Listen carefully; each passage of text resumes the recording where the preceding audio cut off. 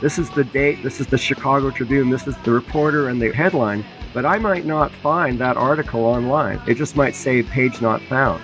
And so I thought, if I can write a physical book that preserves some of this story, that's at least one effort that I could see myself wanting to do. Mindy Kleinberg said before the 9/11 Commission, with regard to the 9/11 attacks, it's been said the intelligence agencies have to be right 100% of the time, and the terrorists only have to get lucky once. This explanation for the devastating attacks, simple on its face, is wrong in its value, because the terrorists were not lucky just once, they were lucky over and over and over again.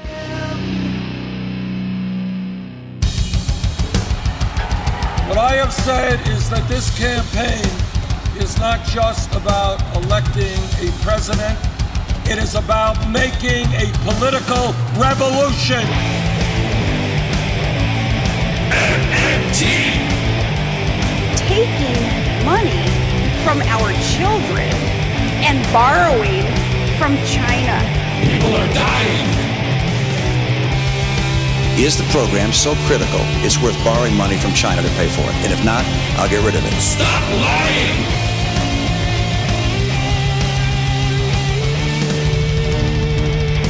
I want the truth!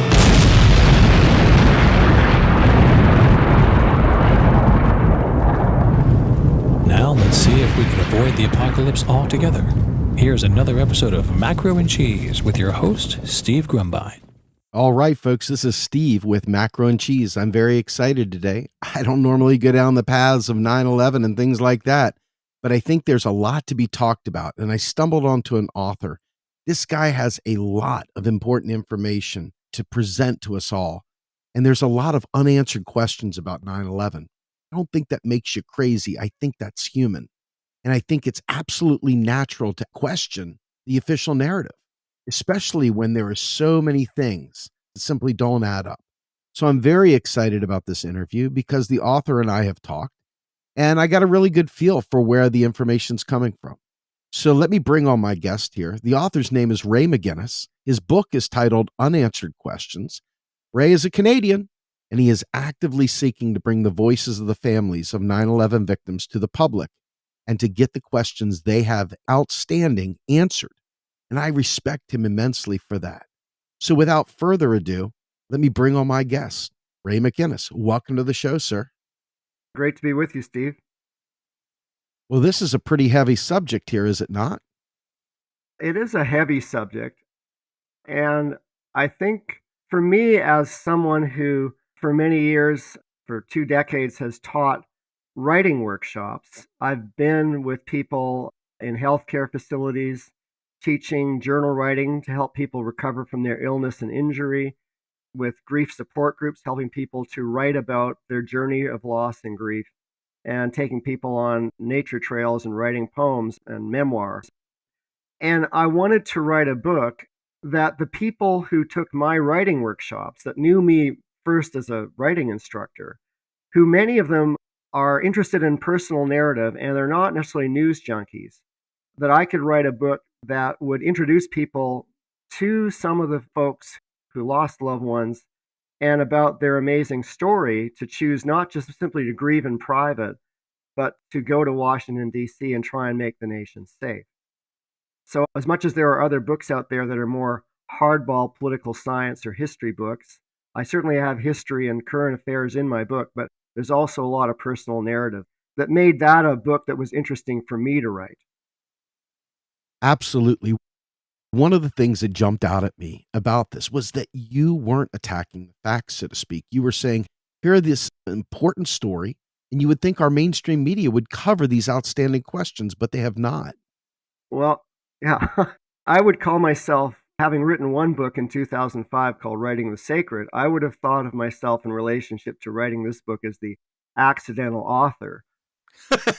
I stumbled upon a book in 2007 by Kristen Breitweiser, who lost her husband Ron in the South Tower, and her memoir, Wake Up Call, The Political Education of a 9/11 Widow, was a real wake-up call for me to discover that after 6 years of following the mainstream news in Canada and the States, as I watch and listen to and read, I knew about the attacks, of course. I knew a little about the 9/11 Commission, having seen Condoleezza Rice briefly being interviewed by the 9/11 Commission, but otherwise, I knew little about the 9/11 Commission and absolutely nothing about any families that had anything to do with the commission or an effort to have an investigation. So that made me curious. And so I was interested and then went to their website, and there are hundreds and hundreds of questions that they have that are there that are unanswered questions that they pose to the president, vice president, other agencies, other people. And I thought, in the digital world, we can have a website up, but that might not last forever. There are testimonies by different family members before the 9/11 Commission on C-SPAN and other symposiums and other articles in local papers, mostly in New York, New Jersey, Connecticut, Pennsylvania. But those articles might not remain. I find sometimes, as I wrote my book, I'd be looking for an article referred to in Paul Thompson's amazing book, The Terror Timeline, where he documents over 5,000 mainstream news articles. And I could see this is the date, this is the Chicago Tribune, this is the reporter and the headline, but I might not find that article online. It just might say page not found. And so I thought, if I can write a physical book that preserves some of this story, that's at least one effort that I could see myself wanting to do. Absolutely. There's a Wayback Machine, and I have used this extensively to find things that had long since been forgotten, especially some of them old, funny-looking websites from back in the late 80s and 90s, like a single page with a bunch of links. But anyway, let's get into the book. Tell us the premise of the book, aside from what you just laid out. How do you start this thing off? Get us into the book. So the book begins with the calamity of the attacks and the grieving families, and they're coping with planning funerals. And I introduce people to over a dozen people who lost loved ones who become members of the family steering committee later on. I take the reader from the shift of private individuals grieving to their choices to go to Washington, D.C. and knock on doors of members of Congress and Senate and contact the White House and rattle the cages and try and get an investigation. And after 14 months, they finally do. And it's a really interesting story because most of us, if we lose somebody in our life, we have our family and friends gather and there's a funeral and we carry on and people contact us, but we're way outside of the spotlight. No reporters, no cameras rolling. But these people went to Washington, D.C., spoke to reporters. People like Patty Casazza is a nursing student. Her husband, John, died in the North Tower. Mary Fetchett up in Connecticut, who said she was never involved in politics at all, who lost her son, Brad, who was 24 in the South Tower. People decide that it matters enough to try and change things.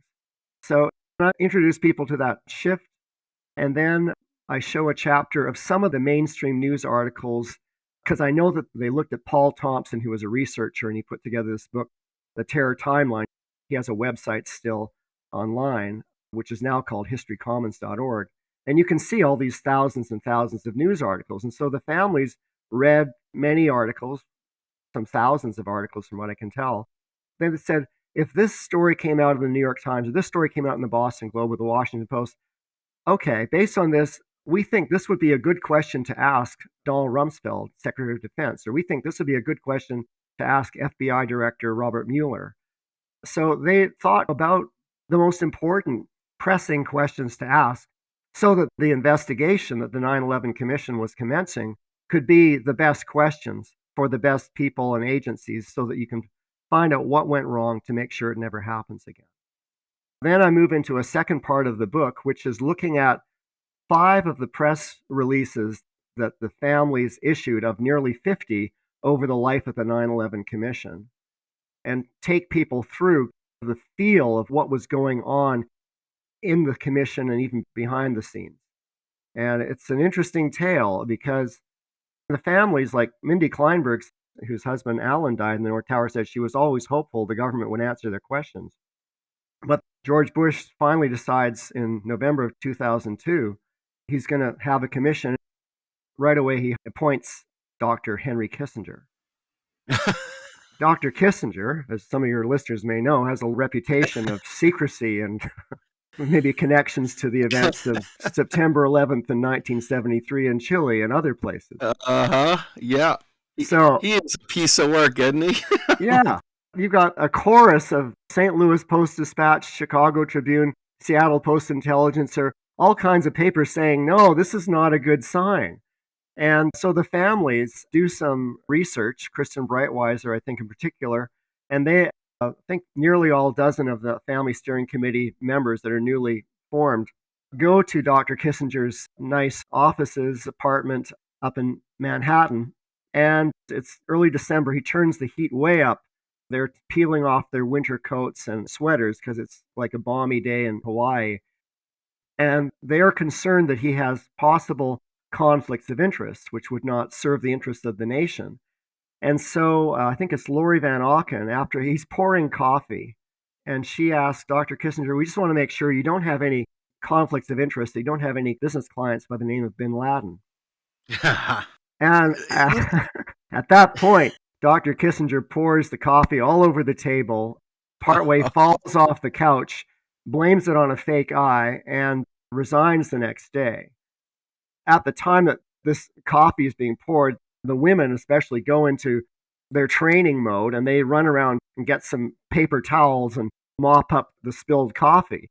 But they're kind of looking around each other saying, what was that? But then he resigns the next day for whatever reason.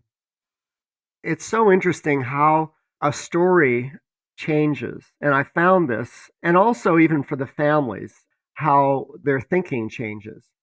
There was a caution on the part of the media, from what I can read, about how to cover the 9/11 Commission. But there was this sense early on, the commission is given $3 million to have its investigation. Contrast that with the 60, 70, $80 million to investigate the Clintons for Vince Foster, Whitewater, and Monica Lewinsky in the 90s.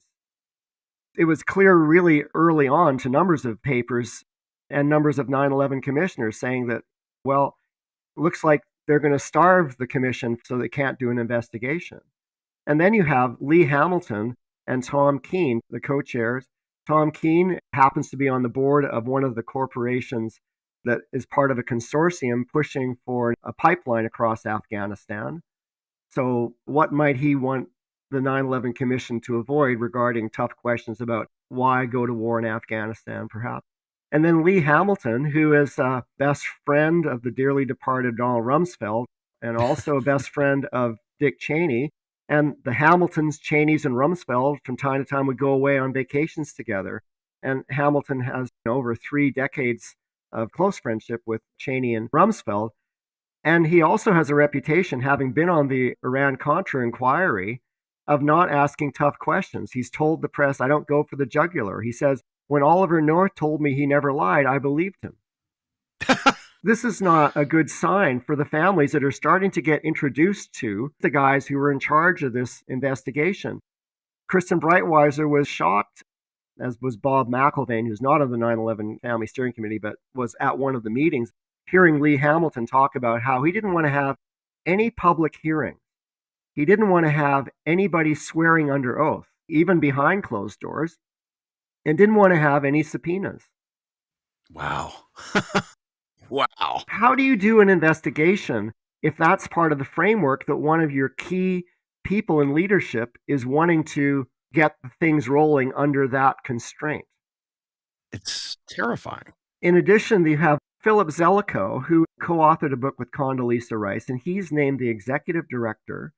And in March of 2003, he co-authors an outline for the whole 9/11 Commission report with the chapter headings and the subheadings. And I've looked at that, and this was kept secret. Keene and Hamilton agreed with Zelikow and Ernst May, the other 9/11 staff person, that they would keep this a secret. And it only came out in the spring of 2004 that there was this outline.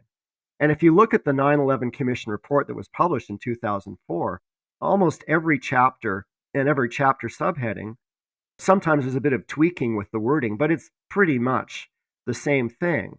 And for the families and for 9/11 Commission staff who thought that they were earnestly and honestly going ahead to find out the facts wherever they take them, there's this question, well, how do you do an investigation when you've basically written the narrative for what you're going to find at the end of the investigation?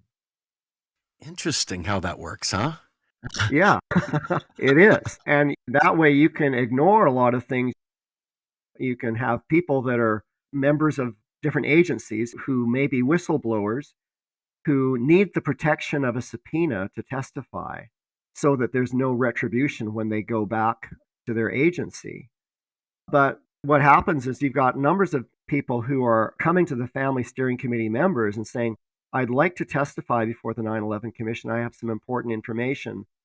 Michael Springman, for example, was in the U.S. Embassy in Saudi Arabia and saying, here are a whole bunch of people that were given express visas with the pressure on the U.S. Embassy in Saudi Arabia by agents in the CIA saying, no, let them go. Even though you have people who are filling out their visa forms. What year were you born? 1878. Wow. Where will you be staying? No answer. What will you be studying or working? No answer. I can tell you, I've been to about 29 countries in the world, and some of those I've needed visas for. And I know that if I had filled out incomplete information about my birth date or what hotel I was staying or my accommodation or how long I was staying, my visa would have been rejected. Yeah. So what's with that? So let me bring this back. I was in sales during 2000, 2001, I guess up to 2003. And the reason why I bring that up is that I had to fly all over the country. And that was right in the middle of the anthrax scare and all the changes to boarding with TSA and all the changes how you carry shampoo, toothpaste, and stuff like that on the plane. Yeah. The hours of getting there in advance to make sure that you could be triple scanned. And for the first time in my life, I saw armed soldiers on American soil in real civilian situations. Yeah. It was the first time I ever truly felt scared as an American. I take that back. I was scared one other time when I saw the very first pictures of the downed airmen from the Gulf War under Daddy Bush. When I saw the picture of that pilot that had his face all scarred up from getting beaten, the one they had captured, that was frightening when I was a young man. And I was much, much younger. But you carry that forward and seeing all those soldiers around the country, ultimately, you're feeling insecure. I mean, it changes that nice, comfy setting that many of us had grown to believe was just the American way. Mm-hmm. I remember all the terror threat levels. It was absolutely terrifying. Yeah. And so Yeah. all this is going on. People are frightened, so frightened, even though they mistrust these people. Bush's popularity as president at that time was unprecedented. He was the most popular president in the history of our country at that point. Everyone was there to support it until cracks in the armor started showing up. And I think they've rewritten that now. I think we can flip that script pretty much on its head with all the other things that we've learned since then. But I'm curious, what did that tension of a country fearful of terrorism do to these families as they were going through asking these questions? Did that come through in their questions, or are they just concerned about their family members? How did that play out? Well, I think that in alignment with the great popularity of President Bush up into the Iraq War, I know from Kristen Breitweiser's memoir that she's saying, as they're asking the questions, there's a sense on the part of the families that there's a whole bunch of protocols, people that just have fallen down in their job inexplicably. I'll just read a little excerpt of what Mindy Kleinberg said before the 9/11 Commission. She says, with regard to the 9/11 attacks, it's been said the intelligence agencies have to be right 100% of the time, and the terrorists only have to get lucky once. This explanation for the devastating attacks September 11th, simple on its face, is wrong in its value. Because the 9/11 terrorists were not lucky just once, they were lucky over and over and over and over again. Is it luck that aberrant stock trades were not monitored? Is it luck when 15 visas are awarded based on incomplete forms?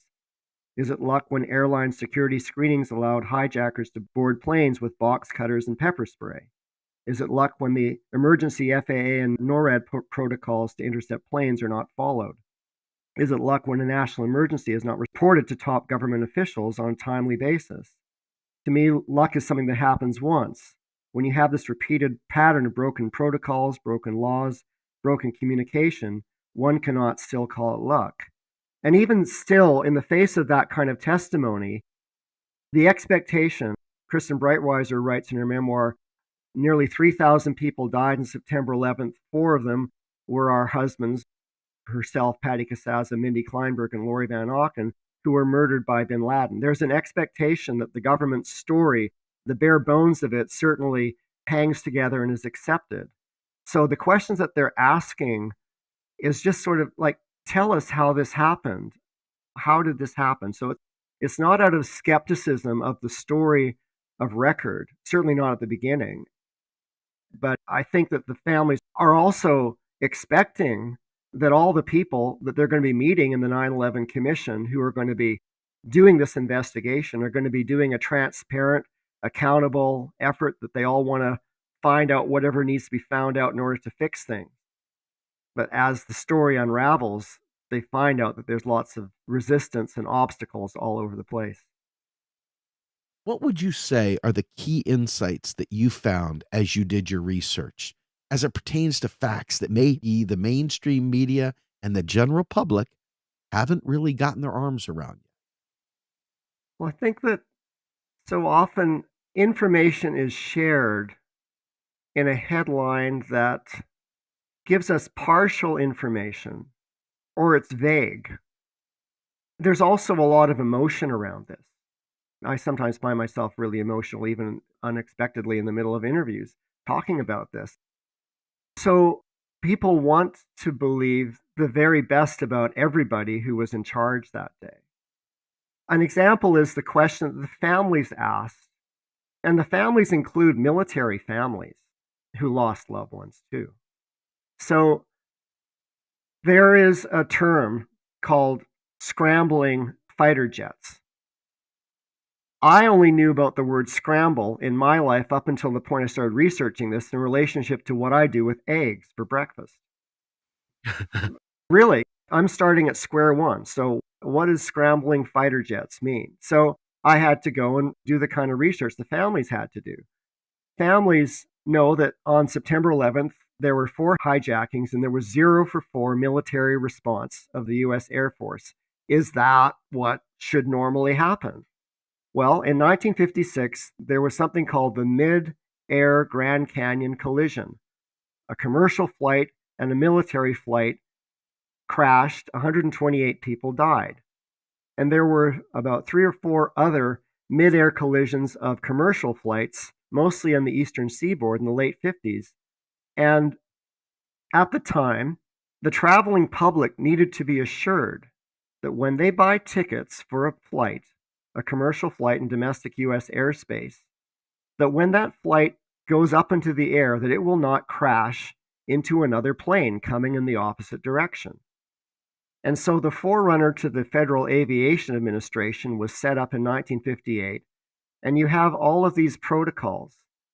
You've probably been in many planes, so you and me and your listeners, we've all been in the departure gate, and we're waiting for the pilots to back out of the departure gate. But they first have to talk to the air traffic control, and they have to get approval to fly at a certain altitude and on a certain route, so that they don't pose a real and present danger to any other planes up in the air coming in the opposite direction. And so General Accounting Office gives reports to the Congress so they can track the spending. What does it cost in terms of fuel and staff time to send one fighter jet up into the air to intercept a plane that's gone 2 miles off course or more? Maybe it's bad weather, very occasionally a hijacking, maybe a pilot that's sick, maybe problems with the equipment.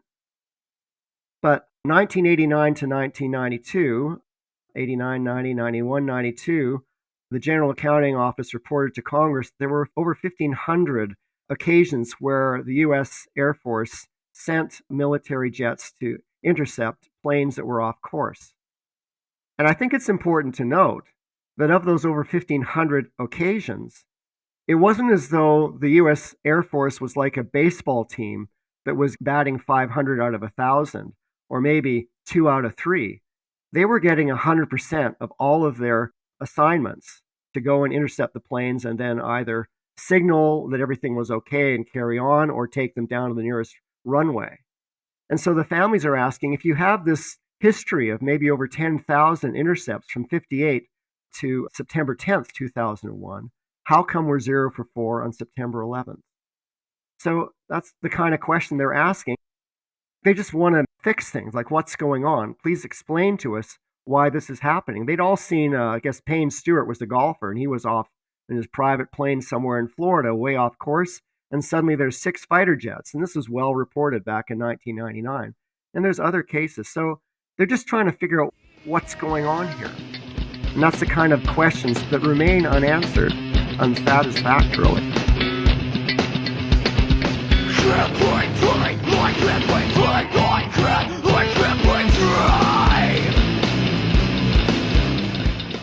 You are listening to Macro and Cheese, a podcast brought to you by Real Progressives, a nonprofit organization dedicated to teaching the masses about MMT, or modern monetary theory. Please help our efforts and become a monthly donor at PayPal or Patreon. Like and follow our pages on Facebook and YouTube, and follow us on Periscope, Twitter, and Instagram.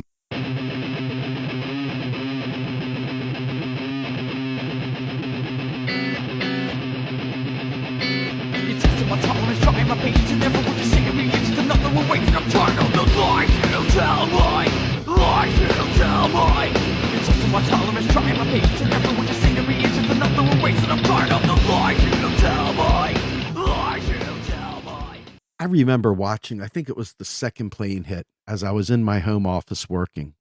And it was a very bleak time for me. I was going through a divorce, so I was already in a bad place. And watching that happen, it was surreal. It was like, did I just see this? And as a father, what I would have felt like if I had lost one of my kids in that, or anybody, right? Yeah. And that gives you some perspective of what an individual who's seeking those answers might feel.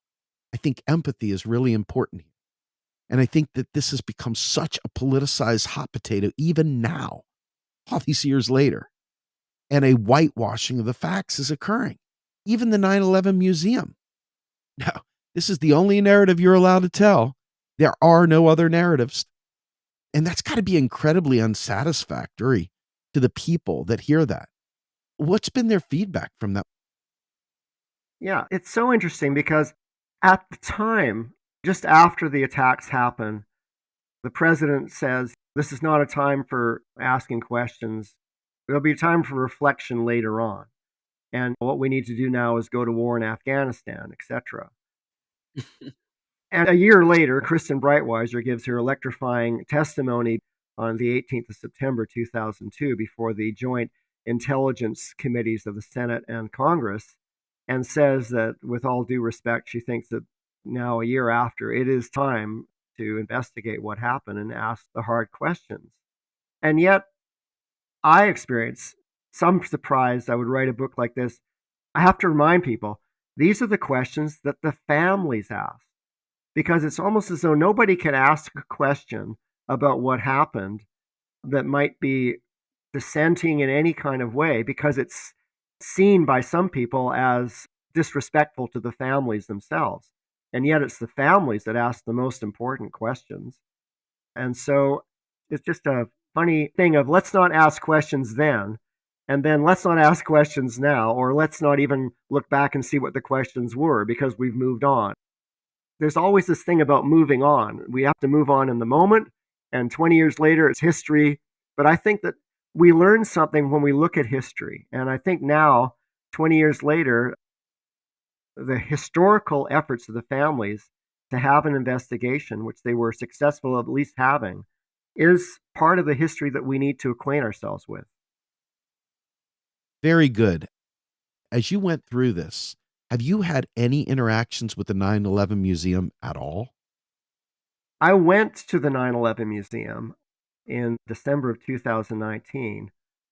I wanted to see what was there. I also knew that Mary Fetchett, who was involved on the Family Steering Committee and with Voices of September 11th, which is now called Voices of Resilience up in Connecticut, was pivotally involved with, I think, the exhibit regarding all the people. You get to hear the audio and you get to see their nearly 3,000 faces in that one exhibit. So you've got people on the Family Steering Committee, former members of the Family Steering Committee who've been involved with the museum, and you have other members, the Jersey Girls and a few others, that will not go to the museum. So the museum is a hot potato. And it's interesting to go. I got on a tour around the parapets with all the names and the footprints of the former towers. And the guide with me and a bunch of other people from other states and countries who was there was telling us all that the fire had weakened the building. And it's interesting to hear that. There's questions about that. And then in the exhibit itself, there's the 19 hijackers. And that's an interesting story because the exhibit shows the 19 mugshots. But in the fall of 2001, there were numerous stories, the BBC, a number of different American mainstream news outlets, with people, their names are not easily pronounceable to me, but I can tell you there's 8 of them who variously told different news outlets. One guy who went to the American embassy in Jeddah saying, "This is my identification, this is my face, and this is my name, and I was not on that plane." So there was, for a while in the fall of 2001, some confusion about who were the hijackers, at least who were some of the hijackers. And so the FBI saying, well, maybe we don't know who all they are. And then many years later, it's like people have doubled down and said, oh no, these 19 are definitely the 19. You can admit completely to the press, you can say, we don't know who all of these people are. But then you can say 2 years later, yes, these were the same people, even though the reports in the news that were calling into question some identities still stand. So it's parallel universe or something. So let me ask you, in my best, I didn't do the research you did voice. Yeah. What did you think will ever come from this? Do you see any evidence of the media or government at any level being more transparent? I think they keep us out of the know just to keep the lights off. I'm curious if there's any movement whatsoever that you see. Have they begun to become more transparent? Well, there are families. I know that Kristen Breitweiser, whose husband Alan died in the North Tower, I don't think she's been answering any press calls since around 2012. So I know that there are some families that have done their part to try and raise questions, and they have decided to pull away from efforts. But I guess the most well-known, publicized, is the efforts of many families, thousands and thousands of families, that have for 20 years been pressing successive U.S. administrations to investigate the possible complicity of Saudi Arabia in the attacks. And you've had, surprisingly, this stonewalling of Bush, Obama, and Trump administrations. In April of 2020, Attorney General William Barr is speaking before a judge with someone else from, I think, the NSA. And they're saying to the judge, you cannot release these documents regarding the family's attempts to have a lawsuit against Saudi Arabia because it will harm state secrets and American national security. Oh, my. The families are scratching their heads. Wow. How is our lawsuit to find out if there was Saudi Arabian complicity in the attacks on September 11th possibly going to harm American national security and state secrets? What state secrets would those be? For some family members that I've talked to, they are concerned that there could be some things that Saudi intelligence knows about American intelligence, that there might be some people that have blood on their hands in America. Some family members believe that is the case, but many family members are more neutral, just saying, when you point to Saudi Arabia, it's hard to understand the position of the FBI and the Department of Justice on this story, for example. You just made mention of state secrets and how this could possibly hurt us. And this is going to take us back 100 years. to the Mhm. 1930s when the stock market crashed, the Great Depression, and Ferdinand Pecora was brought in to take on Wall Street. I don't think anybody thought anything was going to come from it. And sure enough, this man dressed down the J.P. Morgans of the world. And that's what he got us. Yeah. At that time, the Glass-Steagall Act, in a number of other great pieces of legislation. You had no internet. You're dealing with only radio and television and a few channels at that. Mhm. So Yeah. when the information would come out from these hearings, everyone heard the same message. We have been pushing for a new Pecora hearing for the great financial crisis that happened in 2008, 2009. I think that type of bold push for a public hearing where these questions are brought out, I think we as a nation have stopped doing that altogether. Everything is about preventing the public from knowing the truth. It feels like every step along the Yeah. way, we Yeah. are gaslit into submission. So I guess my question to you is, as you did your research, what are some of the things that jumped out at you about Saudi Arabia? What did you find out about Saudi Arabia as you were digging? Well, it's more what I don't find out than what I do, because you've got these 28 pages that Yep. are blacked out, that are apparently very sensitive. The Redacted. families know that there's very sensitive documents that have been kept out, and that there's reason to believe that there could be Saudi complicity. You also have the 15 hijackers from Saudi Arabia of the 19 that are named. Again, there's some problems with identities, but on the face of it, you've got CIA staff assisting in the fast tracking of those visas. There is a question. Former Treasury Secretary Paul O'Neill published a memoir in 2004 with, I think, Ron Suskind, titled The Price of Loyalty. And he talks about how in the first cabinet meeting of the Bush presidency in 2001, January, President Bush expressed that he would like to finish the job his daddy started, was go back to Iraq and have a war there. And in that meeting, Donald Rumsfeld is trotting out the familiar talking points we all heard later about regime change, weapons of mass destruction, Saddam's a bad man, and all kinds of stuff. And O'Neill was just flabbergasted. Why are we at the beginning of a new administration talking about needing to go to war in Iraq?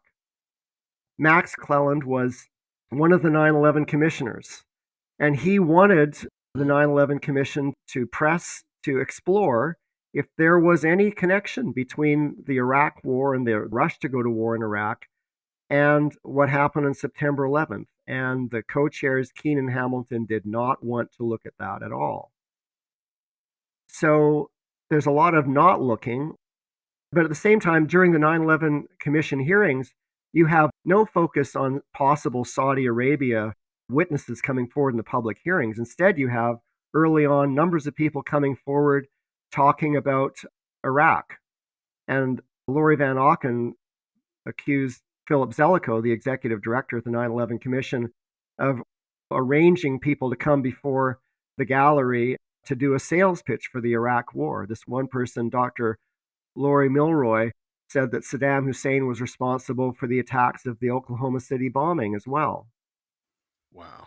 So you can shape and frame and torque a conversation and a discussion in a certain way. And I think that Patty Casaza says that going there and hearing the testimony, she says, whether consciously or unconsciously, they lied.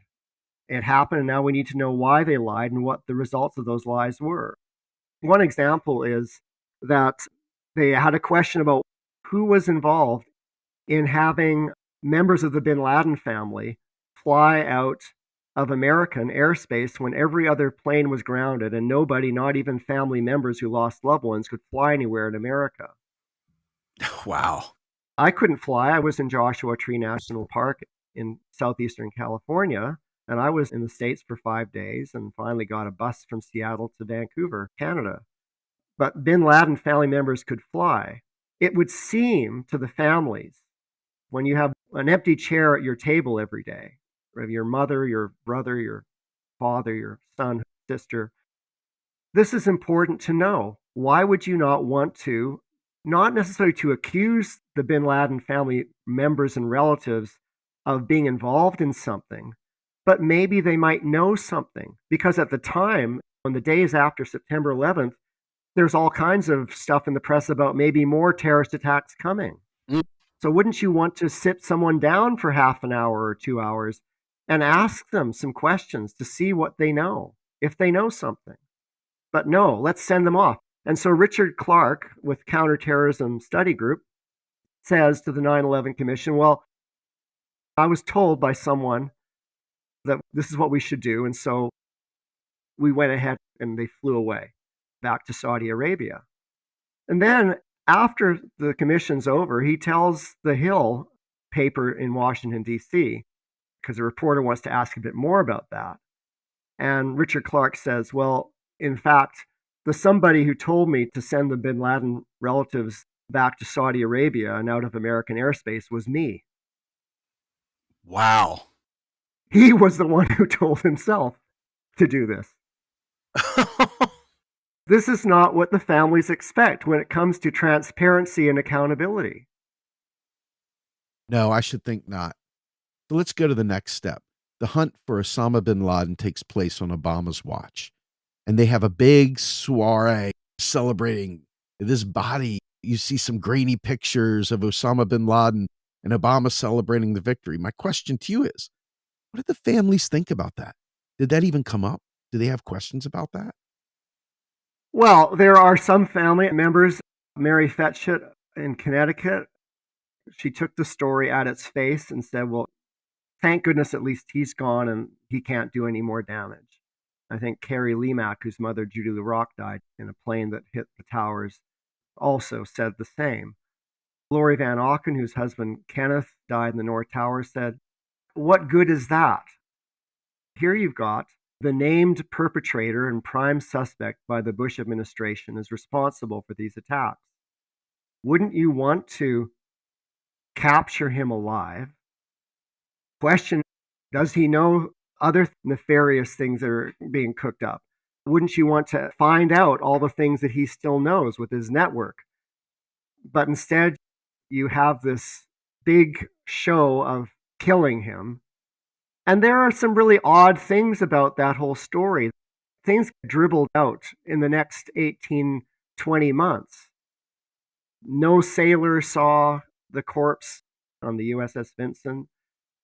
No DNA, no autopsy. There's some people that think this is legit. There are stories that dribbled out. Dan Rather reported in 2002 that most people believed that Bin Laden was dead. There's all kinds of stories about him waltzing around the caves of Tora Bora with a kidney dialysis machine. So it's a confusing story. Did he die in early May of 2011 or whatever it was? Or was he already dead? Again, it's one of these myriad oddities, and the families are variously relieved to know he's dead, according to the headlines, and others are not so sure what to make of this story. As we look forward, here it is 2021. Changes are happening for good and for bad. People have had lots of time as a result of this pandemic to be in front of their computers doing lots of research. Here we go into the new year. What do you think the families of the 9/11 victims are going to be looking for in the future? And what are their goals? What are your goals taking this forward? Well, there are families who, since the 9/11 Commission report came out in 2004, July, who have either been satisfied or chose to pragmatically say, okay, the government has given us this report, I'm going to trust it. And that would be for over half of the families. So for those families, they're carrying on with their lives as best they can. Carrie Lemack had a documentary short Academy Award nominated in 2010 called Killing the Name About Islamic Terrorism. And so they're on side with and aligned with the Bush administration's official story. For the other families who are continuing to ask questions about possible complicity with Saudi Arabia or Pakistan, or some believing the US government, or some just simply saying that the whole 9/11 Commission was nothing more than political theater. And I know that in 2009, Kristen Breitweiser and Lori Van Auken spoke to investigative journalist in Vermont, Charlotte Dennett, and they told Dennett that they were still suffering from PTBS, which is post-traumatic betrayal syndrome. And I think that there are families who are asking for the National Institutes of Standards and Technology to make a correction to their report on how the buildings fell. And so there are still questions. Jeff Campbell died in the North Tower, and his family in the United Kingdom is asking for the UK courts to reopen the inquest into Jeff Campbell's death. So these things continue, but by fewer groups, in terms of just a few chapters kind of catching people up to more recent years, because most of what I deal with in my book is between 2001 and 2005. But a lot of the stories that are in the news about any activities by families more recently, especially having any questions, are way off on the margins of small papers and blogs somewhere. So what I will be doing going forward is, as I said, I was the accidental author with this book. If some other journalist had decided to write this book, I would have been happy for that. But I think that what I will be doing is I will continue to follow the news as I do. And if there ends up being some elephant in the room that just seems to not being tackled from an angle that seems to me to be accessible and important, then I'll put pen to paper again or put my fingers on the keyboard and write another book. That's a fantastic way to take us out. So where do we find you and where do we get your book? Okay, I have a website which is www.unansweredquestions.ca, CA like the initials for California. And my book is available as an ebook on Amazon. Amazon also sells the paperback. And then Barnes & Noble sells the paperback and the hardcover. And then any of your local bookstores can order the paperback or the hardcover. All right, very good. This was a very informative discussion for me, and I wish we could have done this closer to 9/11. I think that would have been fantastic, but I'm thrilled to get the opportunity to do it now. Thank you so much for your time. I'm going to be reading this book. I bought it. I'm excited to go through it. Hopefully everybody out there will take a chance, pick up Ray's book. And with that, Ray, I want to thank you so much for being a wonderful guest. And for the rest of you out there, my name's Steve Grumbine. My guest, Ray McGinnis. This is Macro and Cheese. We're out of here.